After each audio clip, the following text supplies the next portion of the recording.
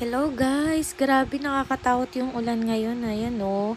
Umalis kami ng bahay, unting ulan lang. I mean, ulan lang. Although hindi talaga tumitigil yung ulan ngayon. Pero eto talaga guys, sobrang legit. Wala akong halos makita habang nagdadrive yung asawa ko. Pero wala na kaming choice kasi nasa labas na kami. So, kailangan talaga namin magbiyahe. Pero guys, sobrang ingat talaga. Alam mo, delikado to sa mga nagmumotor. Yung bigla-biglang uulan ng malakas.